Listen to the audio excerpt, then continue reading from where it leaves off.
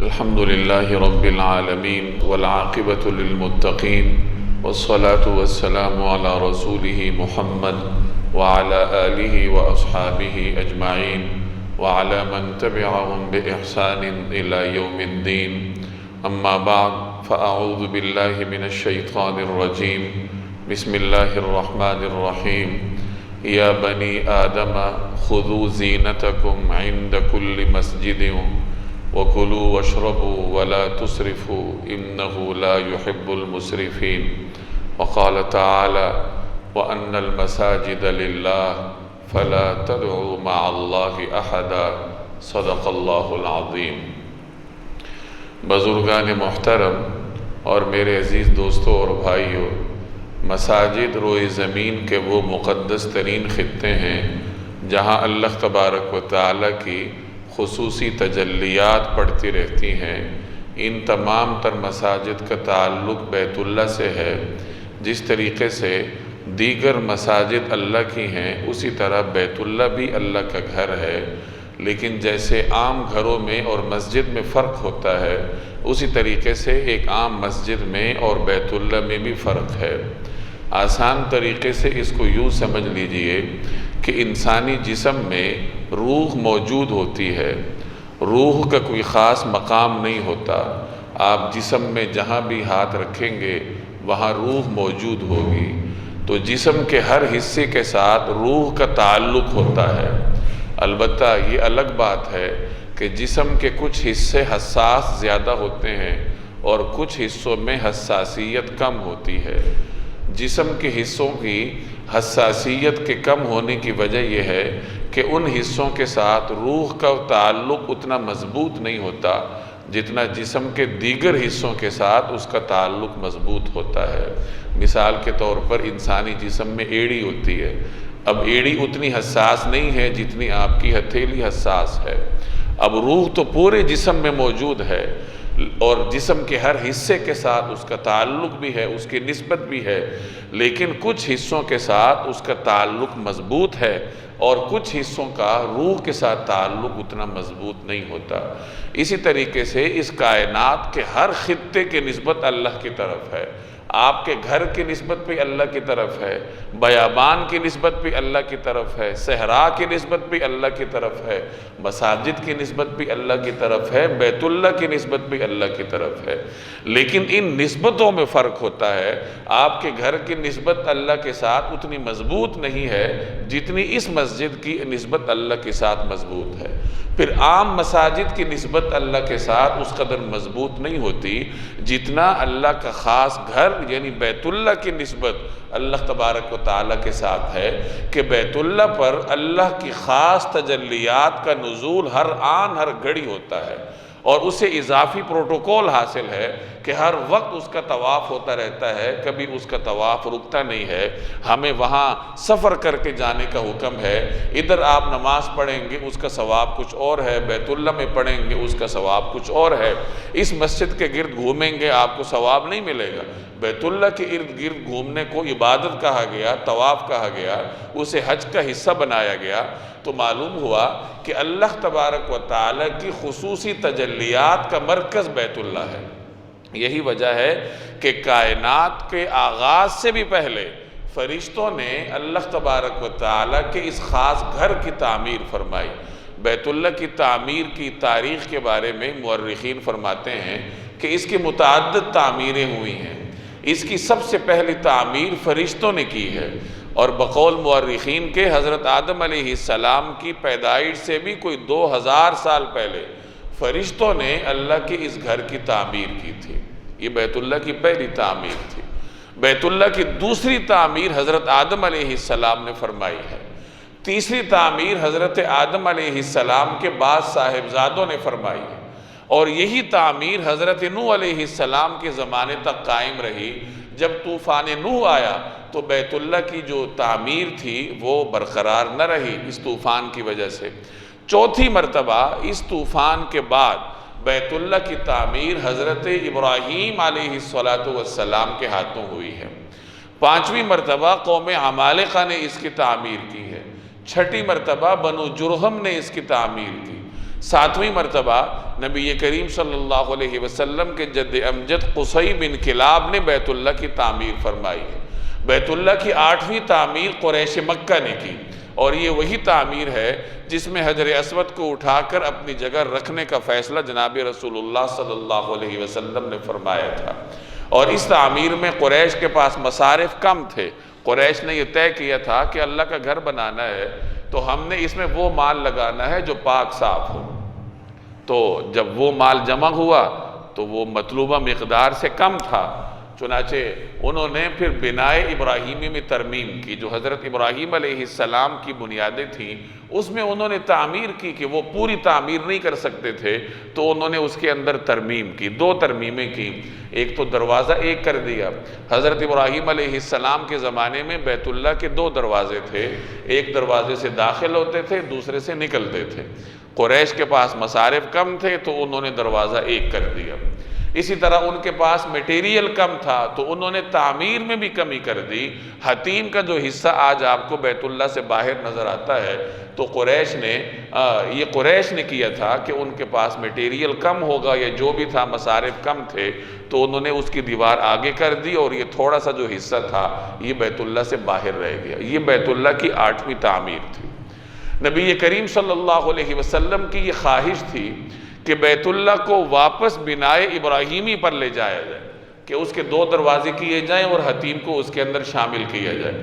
لیکن آپ صلی اللہ علیہ وسلم نے حضرت عائشہ رضی اللہ تعالی عنہ کے سامنے اس کا اظہار فرمایا کہ چونکہ تمہاری قوم نئی مسلمان ہوئی ہے تو ہم اس میں ترمیم نہیں کرتے کہ یہ لوگ سوالات ان کے ذہن میں کھڑے ہوں گے۔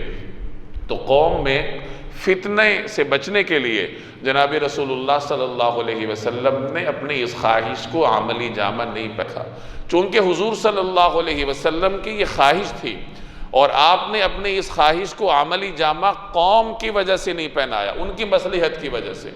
حضرت عبداللہ ابن زبیر حضرت عائشہ کے بھانجے تھے، حضرت عائشہ کی تربیت یافتہ تھے، انہیں معلوم تھا کہ نبی کریم صلی اللہ علیہ وسلم کی یہ خواہش تھی۔ چنانچہ جب حضرت عبداللہ بن زبیر کی خلافت مکہ پر قائم ہوئی تو انہوں نے بیت اللہ کی تعمیر تبدیل کر دی اور بیت اللہ کو اسی حالت پر لوٹا دیا جیسے حضرت ابراہیم کے زمانے میں تھا اور جیسے نبی کریم صلی اللہ علیہ وسلم کی خواہش تھی۔ چنانچہ 2 دروازے کر دیے اور حتیم کو شامل کر دیا۔ حضرت عبداللہ ابن زبیر کی جنگ تھی بنو امیہ کے حکمرانوں کے ساتھ، چنانچہ حجاج بن یوسف جو حجاز کا نگران تھا، گورنر تھا، جس نے حضرت عبداللہ بن زبیر کو شہید کیا تھا اپنی فوج کے ذریعے، جب حضرت عبداللہ ابن زبیر کی خلافت اس نے ختم کی تو حجاج نے یہ سوچا کہ اگر یہ عمارت بیت اللہ کی باقی رہی تو یہ تو ابن زبیر کی بنائی ہوئی ہے، تو رہتی دنیا تک عبداللہ بن زبیر کا نام رہے گا۔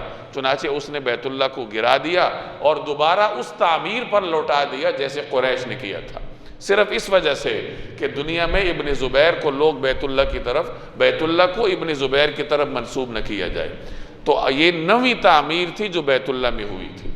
بعد میں ہارون الرشید نے اپنے زمانے میں نبی کریم صلی اللہ علیہ وسلم کی اس خواہش کو پورا کرنا چاہا کہ ہم بیت اللہ کو دوبارہ اسی طرز پر لوٹا دیں جیسے حضور صلی اللہ علیہ وسلم چاہتے تھے، تو اس زمانے میں امام مالک نے ان کو منع کیا اور فرمایا کہ امیر المومنین ایسا نہ کرو، بس جو ہو گیا سو ہو گیا، بیت اللہ کو اسی طرح باقی رہنے دو، ورنہ ہر آنے والا خلیفہ اپنی منمانی کرے گا، اپنا نام زندہ رکھنے کے لیے بیت اللہ میں تبدیلیاں کرے گا۔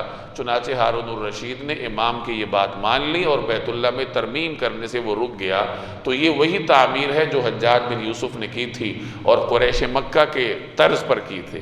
بعد میں مختلف حکمران اس میں تبدیلیاں کرتے رہے ہیں، تبدیلیوں سے مراد مرمت کرتے رہے ہیں، لیکن کوئی مرکزی تبدیلی یا مرکزی تعمیر کسی حکمران نے نہیں کی۔ تو یہ تاریخ میں نے اس لیے عرض کی کہ بیت اللہ اس روئے زمین کی پہلی مسجد ہے، اللہ کا پہلا گھر ہے، اور اس روئے زمین میں اللہ کی تجلیات کا سب سے بڑا مرکز بیت اللہ ہے۔ انبیاء کے ساتھ اس کی نسبت رہی ہے، روایات میں آتا ہے کہ تقریباً ہر نبی نے 1 یا 2 انبیاء کو چھوڑ کر تمام انبیاء نے بیت اللہ کا طواف فرمایا، بیت اللہ کا سفر فرمایا۔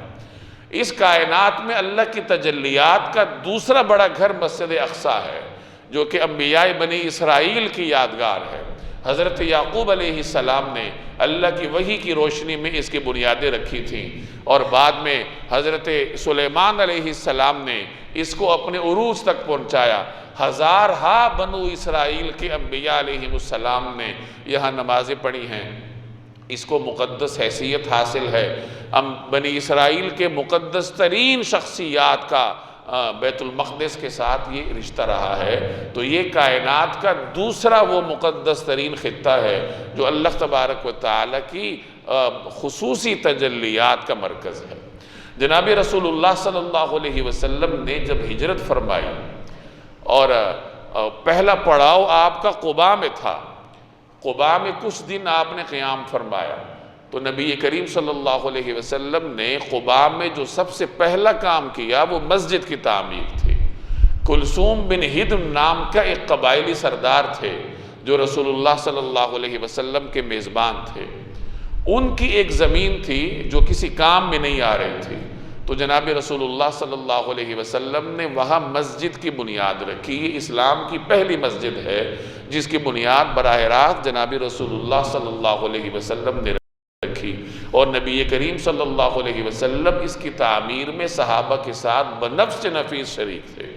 حضرت شموس رضی اللہ تعالی عنہ ایک صحابیہ ہیں، یہ صحابیہ روایت کرتی ہیں کہ میں نے دیکھا کہ نبی کریم صلی اللہ علیہ وسلم مسجد قباء کی تعمیر میں صحابہ کے ساتھ شریک تھے، اور میں نے یہ دیکھا کہ کبھی کوئی بھاری پتھر اٹھانے میں جناب رسول اللہ صلی اللہ علیہ وسلم کے جسم مبارک میں خم آ جایا کرتا تھا، یعنی اس پتھر کو اٹھانے کے لیے جناب رسول اللہ صلی اللہ علیہ وسلم یہ مشقت فرماتے تھے، اور وہ فرماتی ہیں کہ میں نے مٹی نبی کریم صلی اللہ علیہ وسلم کے بطن مبارک پر دیکھی جس وقت آپ ان پتھروں کو لے جا رہے تھے اور تعمیر میں شریک تھے۔ جب کوئی صحابی آگے بڑھتا کہ یا رسول اللہ یہ پتھر ہمیں دے دیجئے، ہم اٹھاتے ہیں، ہم وہاں رکھتے ہیں، تو آپ صلی اللہ علیہ وسلم بہت خوبصورتی کے ساتھ اس کو منع فرماتے، اس سے ارشاد فرماتے کہ تم اس کی طرح کا ایک اور پتھر اٹھا لو، اگر پتھر اٹھانا ہے تو اس کی طرح کا ایک اور اٹھا لو تاکہ تعمیر کا کام آگے بڑھے۔ اس طریقے سے آپ صلی اللہ علیہ وسلم اس تعمیر میں اپنے صحابہ کرام کے ساتھ بنفس نفیس شریک تھے، اور اپنی امت کو ایک پیغام دیا کہ مسجد کی تعمیر میں حصہ لینا یہ ایک مسلمان کے لیے ایک بہت بڑی سعادت کی بات ہے۔ یہ مسجد تعمیر ہوئی اور اس کے بعد آپ نے مسلسل اس کی سرپرستی رکھی، چنانچہ ہر ہفتے والے دن جناب رسول اللہ صلی اللہ علیہ وسلم اس مسجد میں تشریف لے جاتے، کبھی پیدل تشریف لے جاتے، کبھی سوار ہو کر تشریف لے جاتے۔ مسجد نبوی اور مسجد قباء کے درمیان کوئی 5 کلومیٹر کا فاصلہ ہے، رسول اللہ صلی اللہ علیہ وسلم ہر ہفتے کو وہاں تشریف لے جاتے، اور یہاں نماز پڑھنے کو اللہ نے خاص حیثیت عطا فرمائی۔ چنانچہ روایت میں آتا ہے کہ مسجد قباء میں 2 رکعت نفل پڑھنا ایسا ہی ہے جیسے کوئی آدمی عمرہ کر لے، یہاں نوافل پڑھنے کا ثواب عمرے کے برابر اللہ تبارک و تعالی نے مقرر فرمایا۔ تو جہاں آپ نے پہلا پڑاؤ فرمایا ہجرت کے سفر میں، تو وہاں آپ کی یادگار مسجد کی صورت میں موجود ہے۔ جب یہاں سے آپ آگے بڑھے مدینہ منورہ شہر کی طرف آپ نے جانا تھا ہجرت کے سفر میں، تو راستے میں بنو سالم بن عوف کی بستی میں جمعہ کا وقت ہوا، تو وہاں نبی کریم صلی اللہ علیہ وسلم نے صحابہ کرام کو جمعہ پڑھایا۔ یہ اسلام کا پہلا وہ جمعہ تھا جس کی امامت جناب رسول اللہ صلی اللہ علیہ وسلم نے فرمائی، چنانچہ آج اس کی یادگار میں وہاں مسجد موجود ہے۔ جب آپ مدینہ شہر میں بستی میں داخل ہوئے تو ہر مدینہ کے باسی کی یہ خواہش تھی کہ حضور صلی اللہ علیہ وسلم میرے ہاں قیام فرمائیں۔ ہر آدمی آپ کی اونٹنی کی نکیل کو پکڑنے کی کوشش کر رہا تھا، نبی کریم صلی اللہ علیہ وسلم نے ان کو روکا اور فرمایا کہ اس کو جانے دو، یہ اللہ کی جانب سے مامور ہے، جہاں حکم ہوگا وہاں یہ رک جائے گی۔ چنانچہ حضرت ابو ایوب انصاری رضی اللہ تعالی عنہ کے گھر کے سامنے وہ اونٹنی رکی، اور حضرت ابو ایوب انصاری کو نبی کریم صلی اللہ علیہ وسلم کے میزبان بننے کا شرف ملا۔ حضرت ابو ایوب انصاری کے گھر کے سامنے ایک زمین کا خطہ تھا جہاں کچھ 1-2 مشرکین کی قبریں تھیں، اور غالباً وہاں کھجوریں سکھانے کا کام لیا جاتا تھا۔ اس خطے کے بارے میں پوچھا گیا کہ یہ کن کی ملکیت ہے، تو معلوم ہوا کہ یہ 2 انصاری نوجوانوں کی ملکیت ہے جو یتیم بچے ہیں۔ نبی کریم صلی اللہ علیہ وسلم نے ان کو بلا کے فرمایا کہ یہ زمین قیمتاً ہمیں دے دو مسجد تعمیر کرنے کے لیے۔ تو انہوں نے عرض کیا کہ یا رسول اللہ آپ بلا قیمت لے لیجئے، لیکن آپ صلی اللہ علیہ وسلم نے اصرار فرمایا کہ نہیں، قیمت آپ کو لینی پڑے گی۔ چنانچہ حضرت ابوبکر صدیق رضی اللہ تعالی عنہ نے اس خطہ زمین کی قیمت ادا فرمائی، اور اس کے بعد نبی کریم صلی اللہ علیہ وسلم نے صحابہ کرام کے ساتھ مل کر وہاں مسجد کی تعمیر فرمائی۔ جیسے قباء مسجد کی تعمیر میں آپ بنفس نفیس شریک تھے، اسی طریقے سے مسجد نبوی کی تعمیر میں بھی صحابہ کرام کے ساتھ بنفس نفیس جناب رسول اللہ صلی اللہ علیہ وسلم نے شرکت فرمائی۔ تو مسجد نبوی کی زمین کی قیمت ابتدائی طور پر ابوبکر صدیق نے ادا کی ہے۔ قیامت تک یہ ان کے لیے صدقہ جاریہ ہے کہ لوگ وہاں جاتے رہیں گے، نمازیں پڑھتے رہیں گے، یہ مسجد تو آباد رہے گی۔ حضرت ابوبکر صدیق کو جہاں اللہ نے بہت ساری فضیلتیں عطا فرمائی ہیں، وہاں ان کی ایک فضیلت یہ بھی ہے کہ جناب رسول اللہ صلی اللہ علیہ وسلم کی مسجد ان کے لیے صدقہ جاریہ کی حیثیت رکھتی۔ تو اس طریقے سے نبی کریم صلی اللہ علیہ وسلم نے مسجد نبوی کی تعمیر فرمائی، اور اس کے بعد مدینہ منورہ کی آبادی جیسے جیسے بڑھتی گئی، لوگوں کے محلے بڑھتے گئے، تو ویسے ویسے وہاں مزید مساجد بھی قائم ہوتی گئیں۔ آج کل کے ایک محقق نے اپنی تحقیق کے بعد یہ نتیجہ نکالا کہ جناب رسول اللہ صلی اللہ علیہ وسلم سے منسوب 25 ایسی مساجد ہیں جن میں آپ صلی اللہ علیہ وسلم نے نماز پڑھی ہے، اور ان میں سے 19 مساجد کو انہوں نے دریافت بھی کیا ہے، اس کا محل وقوع انہوں نے بیان کیا ہے۔ تو یہ وہ مساجد ہیں جو آپ صلی اللہ علیہ وسلم کے زمانے میں تھی۔ ان میں سے کچھ تو آپ کے زمانے میں تعمیر ہو چکی تھیں، اور کچھ مساجد ایسی ہیں جہاں آپ نے نماز پڑھی اور بعد میں صحابہ کرام نے یادگار کے طور پر وہاں مسجد تعمیر فرمائی۔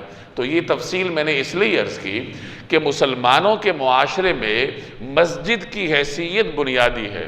اللہ نے جب اس روئے زمین کو آباد کرنا تھا تو انسان کی پیدائش سے بھی پہلے یہاں مسجد کی تعمیر ہوئی، جس کو ہم بیت اللہ کے نام سے یاد کرتے ہیں۔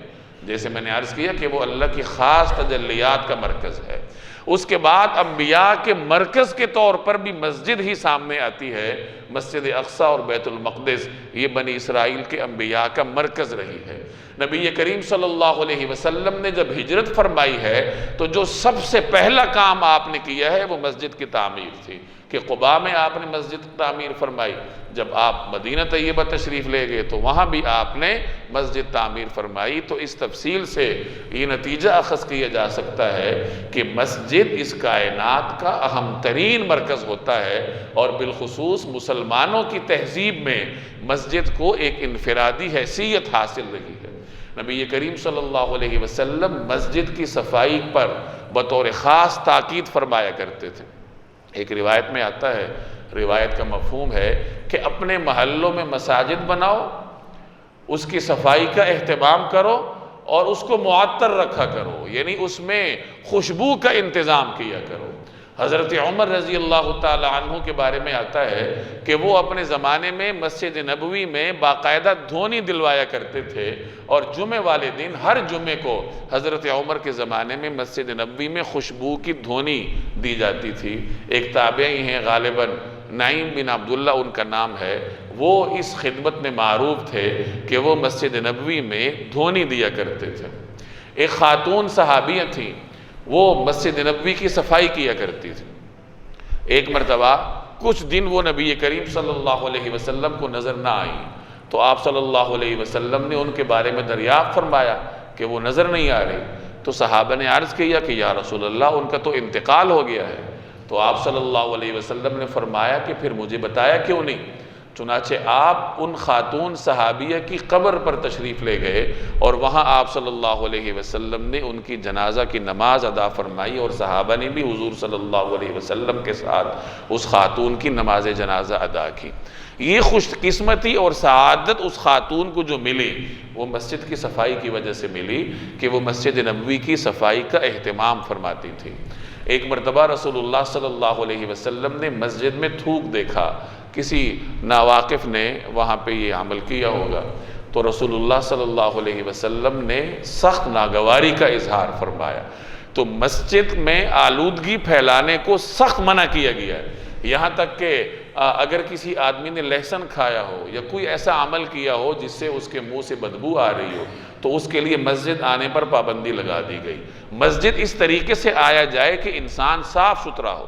قرآن کریم میں بھی اللہ نے اس کا حکم دیا ہے، یا بنی آدم خذوا زینتکم عند کل مسجد، کہ اے آدم کی اولاد ہر مرتبہ مسجد آنے کے لیے اپنی خوشنمائی کا سامان کیا کرو، یعنی خوبصورت لباس زیب تن کیا کرو، خوشبو لگایا کرو، اور جتنا تم سے ہو سکے زیب و زینت اختیار کر کے پھر اللہ کے گھر میں حاضری دیا کرو۔ علماء نے اس کی حکمت بیان فرمائی ہے کہ جو صاف ستھرا کپڑا ہوتا ہے وہ اللہ کا ذکر کرتا رہتا ہے، اور جب کپڑا پرانا ہو جاتا ہے، میلا کچیلا ہو جاتا ہے، پرانا نہیں، جب میلا کچیلا ہوتا ہے اور اس سے بدبو آتی ہے تو وہ اللہ کا ذکر چھوڑ دیتا ہے۔ چنانچہ ایسا کپڑا پہن کر مسجد آنا پسندیدہ عمل نہیں ہے۔ تو یہ مسجد کا پہلا حق ہے کہ اس کی صفائی کا خیال کیا جائے، اور یہ تو ہر مسلمان کی کوشش ہونی چاہیے کہ وہ مسجد کی صفائی ستھرائی میں اپنا تعاون بھی پیش کرے، یعنی اپنا کردار پیش کرے۔ کل قیامت کے دن اسی کو فائدہ ہوگا۔ ایک روایت کا مفہوم ہے کہ مجھ پر تمہارے اچھے اعمال پیش کیے جاتے ہیں، یہاں تک کہ وہ عمل بھی مجھ پر پیش کیا جاتا ہے کہ اگر کسی آدمی نے مسجد سے ایک تنکا اٹھا کر باہر رکھا ہو، یعنی مسجد کی صفائی کے لیے اگر کوئی مسلمان اتنا معمولی سا عمل انجام دیتا ہے کہ کوئی تنکا اٹھا کے باہر رکھ دیتا ہے، تو جناب رسول اللہ صلی اللہ علیہ وسلم کے فرمان کا مفہوم ہے کہ اس مسلمان کا یہ عمل بھی مجھ پر پیش ہوتا ہے۔ آج کل ہمارے ہاں اس میں بڑی کمزوری ہوتی ہے کہ لوگ مسجد کی صفائی کا خیال نہیں کرتے۔ مسجد میں کھانے پینے کے بعد بھی کوئی آدمی یہ خیال نہیں کرتا کہ اب یہ چیزیں اٹھا لینی چاہیے۔ جب سے مساجد کا عملہ یہ رواج پایا ہے کہ مسجد میں تنخواہ دار ملازمین ہوتے ہیں، اب اس کے بعد محلے کے لوگوں نے یہ سمجھا ہوا ہے کہ اب تو یہ انہی کا کام ہے، زیادہ سے زیادہ نشاندہی کر دیتے ہیں کہ مولوی صاحب یہ صفائی نہیں ہوئی، وہ صفائی نہیں ہوئی۔ نشاندہی بھی نیک کام ہے، لیکن بطور مسلمان کے ہر آدمی کو کوشش کرنی چاہیے کہ اس سے جتنا ہو سکے وہ مسجد کی صفائی میں اپنا کردار ادا کرے، تاکہ کل قیامت کے دن اللہ کے دربار میں اس کے حسنات میں مسجد کی صفائی کا عمل بھی شامل ہو۔ تو یہ پہلا حق ہے۔ دوسرا حق یہ ہے مسجد کا کہ اس کو آباد کیا جائے۔ اس کی آبادی مختلف طریقوں سے ہوتی ہے۔ مسجد کو وقت دیا جائے۔ ایک روایت آپ نے سنی ہوگی کہ جو آدمی فجر کی نماز پڑھتا ہے اور فجر کی نماز پڑھنے کے بعد اپنی جگہ بیٹھا رہتا ہے، ذکر اذکار کرتا ہے، اور پھر اشراق کی نوافل پڑھ کر مسجد سے نکلتا ہے، تو اسے حج اور عمرے کا ثواب ملتا ہے۔ اب یہ جو ثواب مل رہا ہے یہ اشراق صرف اشراق پر نہیں ہے، بلکہ یہ نماز کے بعد مسجد میں اپنی جگہ بیٹھ کر ذکر اذکار کرنا اور اس کے بعد اشراق کے نوافل پڑھنے پر اللہ کی جانب سے اتنا بڑا اجر ملتا ہے۔ گویا ایک آدمی جب مسجد کو وقت دیتا ہے تو اللہ تبارک و تعالیٰ اس وقت کی قدر کرتے ہیں۔ تو فرض نمازوں کے علاوہ بھی مسجد میں بیٹھ کر ذکر اذکار کا اہتمام کرنا چاہیے۔ کوشش کرنی چاہیے کہ مساجد ہر وقت آباد ہوں، عبادات سے بھی آباد ہوں، درس و تدریس سے بھی آباد ہوں، کہ مساجد میں درس و تدریس ہوتی ہو، قرآن کے دروس ہوتے ہوں، حدیث کے دروس ہوتے ہوں، معاشرتی عمل یہاں پہ انجام پاتے ہوں۔ یعنی مسجد جو ہوتی ہے وہ محلے والوں کو جوڑنے کی جگہ ہوتی ہے، کہ وہاں سے محلے کو اتفاق کا درس ملتا ہے، اتحاد کا درس ملتا ہے۔ آج ہمارے ہاں صورتحال الٹی ہے کہ مساجد کو ہم نے تقسیم کا سبب بنایا ہوا ہے کہ یہ فلاں کی مسجد ہے، یہ فلاں کی مسجد ہے، اگر میرا دل یہاں مطمئن نہیں ہے تو میں اس کے سامنے الگ مسجد کھڑی کر دوں گا۔ تو تقسیم کا سبب ہم نے بنایا ہوا ہے۔ تو مسجد کی جو بنیاد ہے وہ ذاتی خواہش پہ نہیں ہوتی، وہ تقوی پہ ہوتی ہے۔ اللہ تبارک و تعالی نے مسجد قباء کی تعریف قرآن کریم میں فرمائی اور ان الفاظ کے ساتھ فرمائی، لَمَسْجِدٌ أُسِّسَ عَلَى التَّقْوَى مِنْ أَوَّلِ يَوْمٍ، کہ وہ مسجد جس کی بنیاد اول دن سے تقوی پر پڑی ہے، أَحَقُّ أَن تَقُومَ فِيهِ، اے محبوب وہ زیادہ حق رکھتی ہے کہ آپ اس میں کھڑے ہوں۔ یعنی نبی کریم صلی اللہ علیہ وسلم سے یہ فرمایا جا رہا ہے۔ تو مسجد کی بنیاد تقوی پر ہونی چاہیے، مسلک پر نہیں ہونی چاہیے۔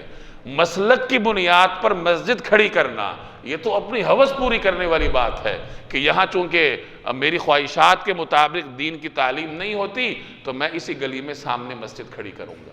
یہ جو ہم جمعہ پڑھتے ہیں، جمعے کا فلسفہ یہ ہے کہ اس کے ذریعے مسلمانوں کی شان و شوکت کا اظہار ہو۔ جمعہ جماعت سے نکلا ہے نا، کہ مسلمانوں کی ایک بڑی جماعت ہو۔ ہونا یہ چاہیے تھا کہ شہر بھر میں ایک جمعہ ہوتا اور میرے بجائے حاکم وقت خود جمعہ پڑھاتا، اس کے ذریعے پھر مسلمانوں کی شان و شوکت کا اظہار ہوتا ہے۔ لیکن چونکہ ہمارے حکمران دین سے دور ہوتے گئے تو لوگوں نے وہ مولویوں کے سر ڈال دیے، اور لوگ چونکہ اپنی ہوس کے مطابق دین کی تشریح چاہتے ہیں تو ہر گلی میں 10 مساجد میں جمعہ کی نماز ہوتی ہے، تو مسلمانوں کا مجمع تقسیم ہے، اور جمعے سے جو شان و شوکت کا اظہار مقصود تھا وہ اب آپ کو کہیں نظر نہیں آتا۔ تو بہرحال مسجد کا دوسرا بنیادی حق یہ ہے کہ مسجد کو آباد رکھا جائے، عبادات کے ذریعے بھی، درس و تدریس کے ذریعے بھی۔ عبادات میں ایک اہم چیز تحیۃ المسجد ہے، جس کا یہ سنت اب ہمارے ہاں سے رخصت ہوتی جا رہی ہے۔ نبی کریم صلی اللہ علیہ وسلم کا ارشاد ہے کہ جب تم میں سے کوئی شخص مسجد آئے تو 2 رکعت مسجد کے نوافل پڑھا کرے۔ بیٹھنے سے پہلے یہ نوافل پڑھنے چاہیے تحیۃ المسجد کے عنوان سے۔